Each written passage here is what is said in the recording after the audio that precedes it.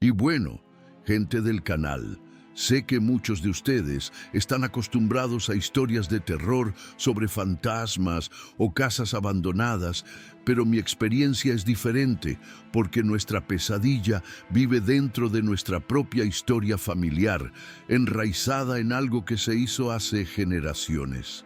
Me llamo Haru y mi familia en el sur de Japón siempre fue discreta, pero extrañamente afortunada en los negocios y sorprendentemente desafortunada en las relaciones personales y en la salud mental. Nuestros parientes más viejos siempre nos alertaban sobre la necesidad de respetar la frontera y de nunca cruzar el patio después de la medianoche.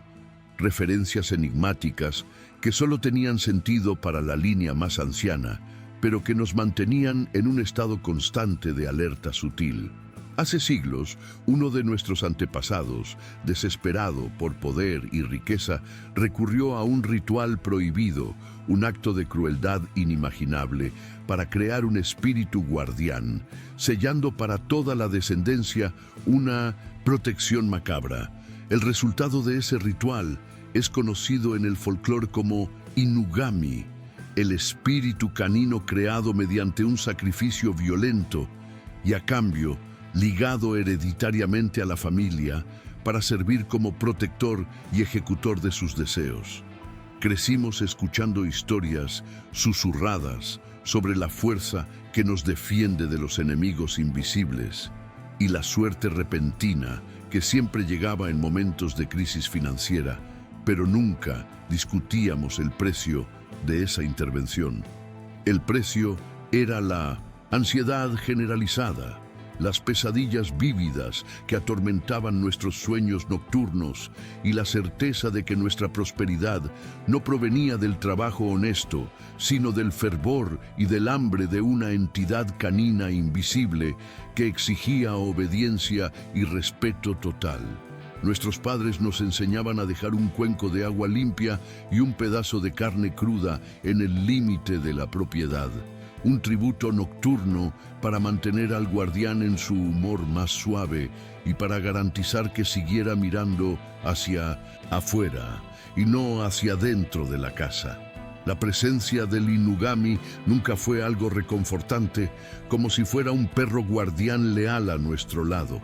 Al contrario, parecía que cargábamos un peso invisible y constante sobre los hombros, una presión atmosférica que nos seguía donde quiera que fuéramos. Recuerdo vívidamente mi adolescencia, cuando cualquier desacuerdo en la escuela o conflicto con vecinos resultaba en consecuencias extrañas y desproporcionadas para la otra parte. Si alguien me ofendía, al día siguiente, esa persona tropezaba accidentalmente o enfermaba súbitamente con fiebres inexplicables, obligándola a alejarse. Aunque yo nunca había pedido esa venganza silenciosa, sentía el costo físico en mi propio cuerpo, un cansancio profundo, dolores agudos en las articulaciones y a veces un deseo incontrolable e irracional de actuar con agresividad, como si mis propios instintos estuvieran siendo reemplazados por los de un animal acorralado y furioso. Era la posesión sutil, la señal de que la entidad estaba actuando a través de mí para proteger al amo, cobrando su tarifa en energía vital y cordura. La primera vez que vi la manifestación física de nuestro legado fue en una noche de tormenta, cuando el viento aullaba como si quisiera arrancar el techo de nuestra casa antigua. Me desperté con la sensación gélida de estar siendo observado y fui hasta la ventana que daba al patio trasero, el lugar prohibido donde se dejaban las ofrendas. En medio de la lluvia torrencial, vi una silueta de pie cerca del límite del muro, pero no era la forma de un perro normal. La figura estaba distorsionada, con el cuerpo delgado y esquelético, y el cuello parecía anormalmente largo y estirado, un recuerdo grotesco del ritual original donde el animal era enterrado solo con la cabeza afuera para generar la desesperación necesaria para la transformación. Sus ojos brillaban en la oscuridad con una luminosidad amarilla e inteligente, llenos de un hambre antigua que no era por comida, sino por algo mucho más profundo. No estaba mirando hacia afuera para proteger la casa de invasores, estaba mirando directamente hacia mi ventana, hacia mí, con una expresión que mezclaba lealtad enfermiza y un resentimiento profundo, recordándome que yo no era su dueño, sino su carcelero hereditario.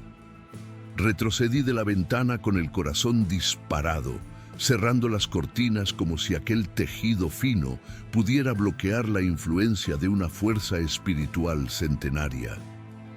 A la mañana siguiente, intenté hablar con mi abuela, la matriarca que guardaba los secretos del ritual, esperando que ella riera de mis miedos nocturnos y dijera que solo fue una pesadilla. En lugar de eso, me miró con una seriedad helada y simplemente dijo: «Está inquieto porque la línea está debilitándose. El Inugami no sirve a amos que dudan, domina a quienes vacilan». Esa frase confirmó mi temor. Nuestra relación con la entidad no era de cooperación, sino de sometimiento constante. Me di cuenta de que la prosperidad de nuestra familia no era un regalo, sino un préstamo con intereses altísimos, cobrados en forma de nuestra paz mental y de nuestra libertad.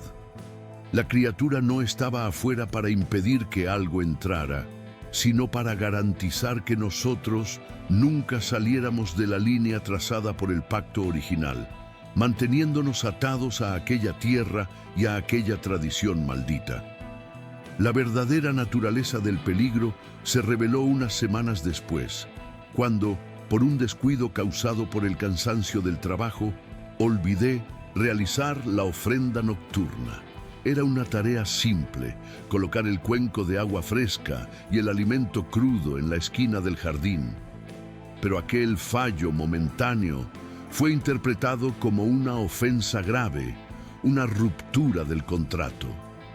Me desperté en medio de la noche, no con el sonido de la tormenta, sino con un ruido seco y rítmico proveniente de dentro de las paredes de mi cuarto, como si garras largas y duras estuvieran arañando el revoque desde el interior, intentando abrirse camino hacia mi espacio personal. El aire en el cuarto se volvió helado y con un olor fuerte a tierra mojada y animal salvaje, el mismo olor que había sentido en el patio. El guardián ya no estaba en el límite de la propiedad. Había entrado en la casa, no para protegernos de una amenaza externa, sino para recordarnos, mediante el terror psicológico, quién mandaba realmente allí y lo que ocurría cuando sus exigencias eran ignoradas. El sonido de garras en las paredes cesó abruptamente, sustituido por un silencio pesado y antinatural que parecía presionar mis tímpanos. Sabía que la entidad no se había ido, solo estaba cambiando de táctica, moviéndose de la intimidación física a algo más insidioso. Sentí una oleada súbita de náusea y mareo, como si el suelo hubiera desaparecido bajo mis pies, y una ira inexplicable empezó a burbujear en mi pecho, una furia ciega que no tenía objetivo ni motivo racional. Mis manos comenzaron a temblar incontrolablemente y mis dedos se curvaron en garras, imitando, inconscientemente, la forma de las patas de la criatura que temía. Era la posesión parcial, el Inugami, intentando asumir el control de mi cuerpo para castigar mi negligencia a través de mí mismo, usando mi propia carne como vehículo para su frustración y su hambre insaciable. Luché contra el impulso de destruir mi cuarto, mordiendo mi labio hasta sentir el sabor metálico, intentando mantener mi cordura anclada en la realidad, mientras una voz extraña gruñía en mi mente. Logré arrastrarme hasta la cocina, movido por un instinto desesperado de apaciguamiento, y preparé la ofrenda con las manos temblorosas, derramando agua en el suelo en la prisa de llenar el cuenco. Corrí al patio bajo la pálida luz de la luna, sintiendo que estaba siendo perseguido por mi propia sombra, y deposité el tributo en el lugar sagrado con una reverencia profunda y aterrorizada. El alivio fue inmediato, pero no reconfortante. La presión en mi pecho disminuyó, la ira se disipó como humo y el olor a animal salvaje retrocedió hacia las sombras de los árboles. Había evitado el desastre esa noche, pero la experiencia dejó una cicatriz psicológica profunda. La certeza de que yo no era un hombre libre, sino un siervo hereditario de una fuerza vengativa.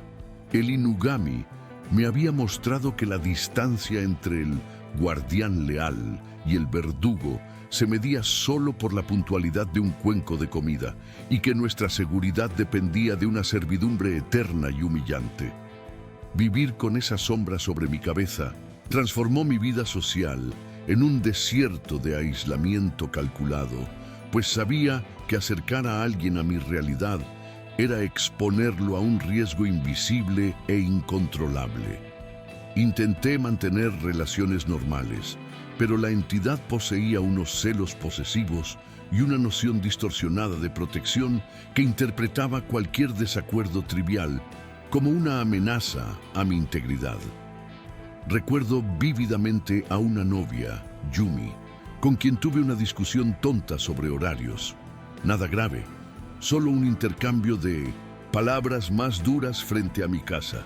En el momento en que ella levantó la voz, sentí el aire a nuestro alrededor enfriar y escuché ese gruñido bajo y gutural, inaudible para ella, vibrar en la base de mi nuca. Intenté disimular el pánico, pidiendo disculpas y terminando la conversación rápidamente, pero sabía que el mecanismo de defensa de mi legado familiar ya había sido activado y que la máquina de retribución estaba girando silenciosamente en los engranajes del destino de ella. Al día siguiente, Yumi no fue a trabajar y no respondió a mis llamadas, lo que me dejó en un estado de ansiedad paralizante, imaginando el peor escenario posible. Cuando finalmente logré contactarla, su voz estaba débil y temblorosa, describiendo una noche de tormento inexplicable en la que sintió que estaba siendo cazada dentro de su propio apartamento. Contó haber despertado con marcas moradas e inexplicables en los brazos, manchas que se asemejaban aterradoramente a huellas de un animal grande, presionadas contra su piel, aunque no hubiera señales de invasión física. Además, una fiebre súbita y debilitante la atacó, drenando su energía vital y dejándola postrada durante días sin que los médicos encontraran una causa viral. Tuve que terminar la relación alegando incompatibilidad, rompiendo su corazón y el mío, pues sabía que la única manera de garantizar su seguridad era alejarme completamente, sacándola del radar de mi guardián celoso. La soledad forzada se convirtió en mi nueva normalidad, un precio aceptable para evitar que la maldición de mi familia se extendiera como un virus hacia inocentes. Empecé a pasar más tiempo investigando en los archivos polvorientos de la biblioteca de la familia, buscando una forma de romper el pacto, de liberar al Inugami y consecuentemente a mí mismo. Lo que encontré fueron registros antiguos de intentos fallidos por parte de mis antepasados, historias de tíos que enloquecieron tratando de exorcizar a la entidad o que desaparecieron misteriosamente tras desafiar la jerarquía espiritual. Los textos eran claros y brutales. El vínculo creado por el ritual de sangre y enterramiento era eterno, una cadena forjada en dolor que conectaba el alma del animal con la línea humana hasta que la última gota de sangre de la familia se extinguiera.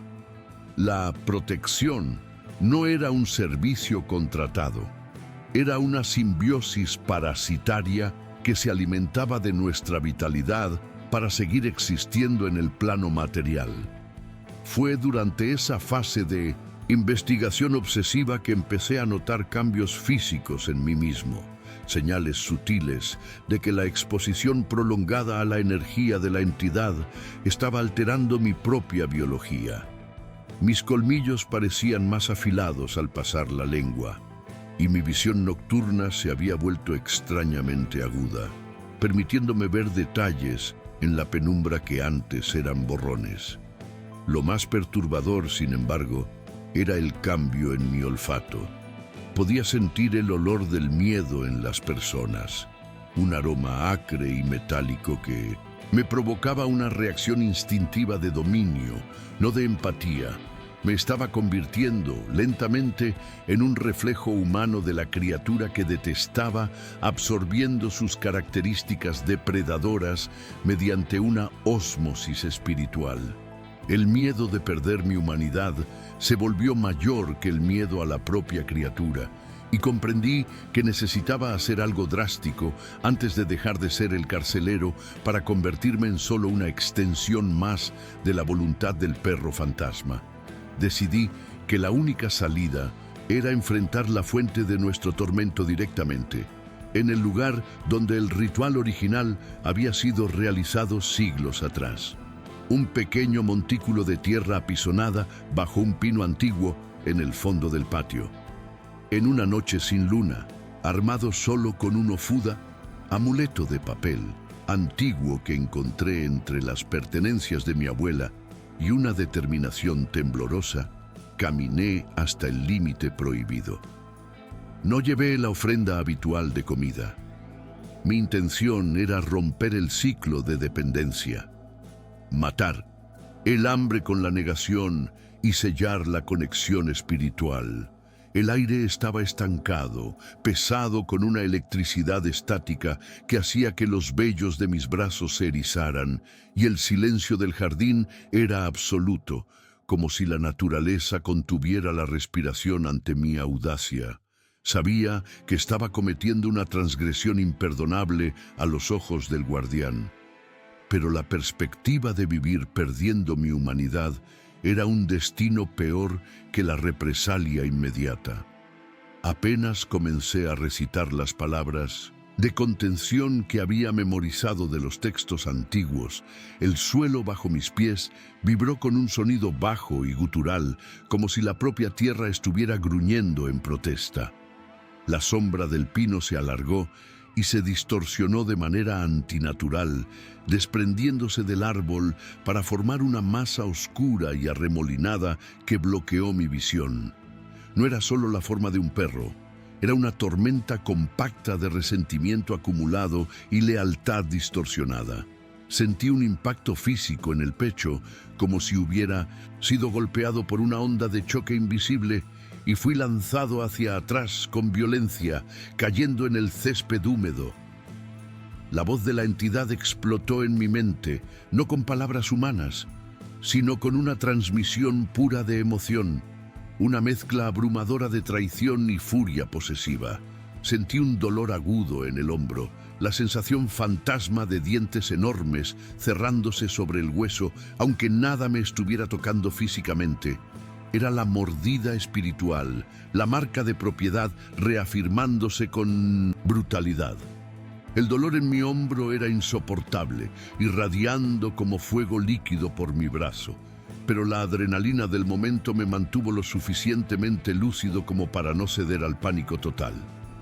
Me levanté tambaleándome, sosteniendo el amuleto ofuda como si fuera un escudo, y grité hacia la oscuridad arremolinada que rechazaba la herencia, que renunciaba al contrato de protección y poder. La masa oscura vaciló, pulsando con una incertidumbre furiosa. Por primera vez en siglos, un miembro de 1900, la familia no estaba pidiendo un favor o mostrando miedo servil, sino exigiendo libertad. El vínculo simbiótico, alimentado por generaciones de conformidad, estaba siendo puesto a prueba por la fuerza bruta de mi voluntad de no seguir siendo un huésped pasivo. Sentí una resistencia mental aplastante, como si garras intentaran aferrarse a los pliegues de mi cerebro, susurrando promesas de riqueza y amenazas de ruina total si continuaba. Fue entonces cuando comprendí la verdadera debilidad del Inugami no existía sin nuestra autorización implícita, sin nuestra creencia de que lo necesitábamos para sobrevivir. Era un parásito de nuestra inseguridad. Con ese entendimiento, dejé de luchar contra el dolor y la presión, y simplemente acepté la vulnerabilidad de estar solo en el mundo, sin un guardián sobrenatural. Solté el amuleto, dejándolo caer sobre el césped, y dije en voz alta, con una calma que hasta a mí me sorprendió: «Eres libre, no te necesito, vete». La reacción fue inmediata y violenta. La sombra se retorció y emitió un aullido que no era de este mundo, un sonido de agonía y liberación que rasgó la noche. La masa oscura se disipó en 1000 fragmentos de humo negro, absorbidos por el cielo nocturno, como si un vacío se hubiera abierto sobre nosotros, dejando atrás solo el silencio aturdido y el olor a tierra revuelta. A la mañana siguiente, desperté con una sensación extraña de ligereza, como si la gravedad hubiera disminuido a mi alrededor. El dolor en el hombro seguía allí, una mancha morada y profunda que tardaría semanas en desaparecer, pero la presión constante en la nuca, ese peso de estar siendo observado, había desaparecido por completo. Fui al patio, esperando encontrar destrucción, pero el jardín estaba intacto, excepto por el césped aplastado donde yo había caído. El montículo de tierra bajo el pino parecía más pequeño, menos imponente. Solo un montón de tierra común, sin el aura opresiva que lo envolvía antes. El cuenco de ofrenda estaba volcado, seco, y por primera vez en toda mi vida no sentí el impulso inmediato y aterrador de llenarlo. El ritual diario de servidumbre había sido roto, y el silencio que reinaba en la propiedad ya no era amenazante, solo vacío y pacífico. Sin embargo, la libertad tuvo su precio, como ya esperaba. En los meses que siguieron, la suerte sobrenatural de mi familia se evaporó tan rápido como el humo de aquella noche. Inversiones que antes eran garantizadas empezaron a fallar. Pequeños accidentes domésticos se volvieron frecuentes y la sensación de invencibilidad que nos protegía de problemas mundanos desapareció. Tuvimos que aprender a vivir como personas normales, vulnerables al azar y a las dificultades financieras, sin la red de seguridad macabra que el Inugami proporcionaba. Mis parientes más viejos se enfurecieron, culpándome por la ruina de la familia, pero yo veía en sus ojos algo más allá de la ira, un alivio secreto, el fin del miedo constante que los mantenía despiertos por las noches. Perdieron el poder, pero recuperaron sus almas y el derecho de dormir sin pesadillas de persecución. La marca física en mi hombro cicatrizó de una forma extraña y permanente, transformándose en un patrón de tejido blanquecino e irregular que se asemeja perturbadoramente a una mordida de mandíbula grande, aunque la piel nunca se rompió externamente. En los días fríos o lluviosos, siento un pinchazo fantasma en esa región, un recordatorio sensorial agudo de que estuve conectado a algo que no pertenecía a este plano. Las habilidades depredadoras que estaba desarrollando, el olfato para el miedo y la visión nocturna, se desvanecieron gradualmente, dejando mis sentidos nuevamente humanos, limitados e imperfectos. Sin embargo, todavía conservo una aversión instintiva e incontrolable a los perros grandes. Siempre que cruzo con uno en la calle, siento mi cuerpo entrar en estado de alerta máxima, esperando ver ese brillo amarillo de inteligencia antigua y resentida en sus ojos, aunque sé que la entidad específica que nos atormentaba ya no está ligada a mí. Vendimos la propiedad ancestral poco tiempo después, librándonos de aquel terreno cargado de recuerdos pesados y del montículo de tierra en el patio que sirvió como altar por tanto tiempo.